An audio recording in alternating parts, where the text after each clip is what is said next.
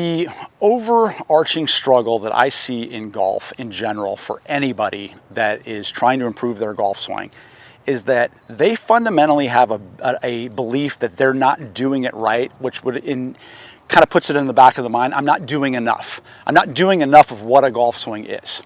Now, I want to make a case that I think it's the other way around, is that you're doing too much and you haven't actually removed the things that are actually getting in the way.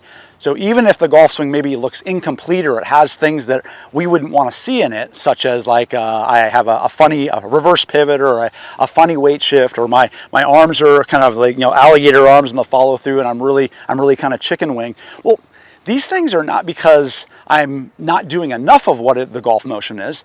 They're showing up because the extra that is getting in the way of the golf swing is the problem. And so it needs to be, we need to perceive the golf swing as a process of removal. So think about when you learned how to toss a ball or ride a bike. In tossing a ball, nobody tossed it well. We probably don't even remember how we did it, but nobody picked it up and just tossed it perfectly. Nobody got on the bike and didn't struggle with their balance and their understanding. But fundamentally, at a certain point in time, once there was kind of an understanding of what it is, and I would relate that to the point in time a golfer can actually, whatever they're doing to the golf club, they're striking the ball and it's going somewhere. Okay, I have a motion. I have a movement that represents this. And so if I'm riding a bike and I've kind of figured that out, one thing that never happened in riding a bike is you didn't keep adding stuff. It got easier. The body relaxed more. There was a sense of removal that allowed me to ride the bike with more skill. Same thing in tossing a ball. I didn't keep muscling it. I started to have an innate understanding that the way my body moves is to let everything have a fluidity to it. There's a letting go. There is a removal of something. So I would recommend approach golf that way. What is it that's getting in the way? So I'm going to give you a really kind of like a concrete example. The number one thing that I always see in any golfer, and that would be something that I would give in any first lesson with any new student or any new client, is that I generally see a player that struggles. They're not open enough. They don't have enough turn. Now, that would be if I said, hey, you need to turn more.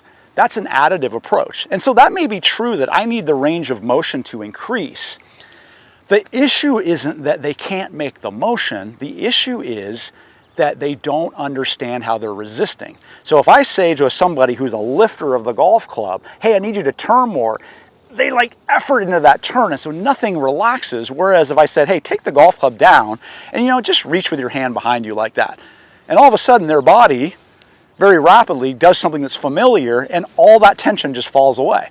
So all the restriction, the thing that was getting in the way, it wasn't so much that they couldn't do it. Like a lot of people believe they don't have the flexibility to play golf. And that's nonsense. Almost everybody has the flexibility to play golf. They just don't realize how much they're locking their body up.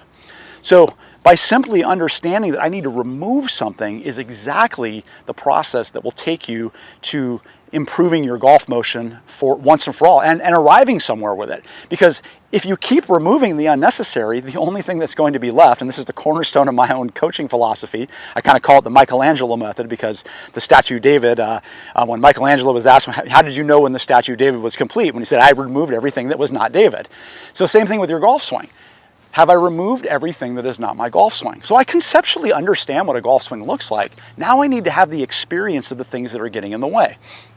This is why I train people with the pro, and this is why this is an indispensable learning tool to understanding what is extra. Because oftentimes extra isn't recognized until we have some sort of a cue to make it obvious to us that is extra. So in the act of swinging the pro, first of all, it just doesn't function until you kind of establish the range of motion that is needed. To establish the range of motion in the backswing, I have to make a big turn. To make a turn, I can't be lifting and restricting. So to get this thing all the way around me, where I can spiral it off my body and strike that easily, I must remove something. I must remove the restriction in my body and have a very good understanding of what that's like. Well, that gives me a pretty good window to knowing that, to swing the pro and strike the pad, if I'm going to do that successfully, well, how does it differ with the golf club? It's like, oh my God, I'm lifting the golf club. It isn't that I want the golf club to bounce off my back. It is, what is the quality that is different when I do something that is effortless and easy and my body seems to resound with really well. And then where do I deviate that with the golf club? It's like, oh, I feel I'm lifting it. And so the exploration of removing the things that are blocking are the things that actually start to free up the golf motion. And then that gives you the access to exactly what you want to do, is to develop a effortless feeling, a free, fast movement. It requires that removal. Furthermore, just to kind of go into more with the explorations of the pro, that's a very basic one and a very, very early one that I feel like I can help somebody change in literally one lesson, and it will automatically make them hit it better. But the next thing would be, okay, the long-term goal of the pro is that it shows you an elite motion that harnesses the acceleration of gravity and the motions that we make very inherently easily, which is to allow things to fold downwards or things to expand outwards. That's due to the pressure that gravity creates. Our body is hardwired to move that way. We know this is functioning well when one can move the pro in the movement pattern desired for a golf motion, which is to get the weight to collide to this pad down here without bending it an ounce. So if I create an angle in the pro, like that, I even missed the pad on that one, I'm doing something that's extra. And so it's learning how to remove the things that are causing the bend. That type of a mental approach to learning is exactly how you learn how to do everything that you're really good at. So I know by my own experience, as I get better and better at swinging this pro and mastering this, wow, the things that actually have to loosen up and move to get this to function correctly is a very, very different experience than most people have with their golf swing. So, and in conclusion, like the best way to really get to improve your golf swing is to really understand that I want to arrive somewhere. And where do I want to arrive? I want to arrive at the point where I've removed all the things that are not my golf swing. The pro gives you an understanding as you master the intention of the pro of keeping it straight while striking.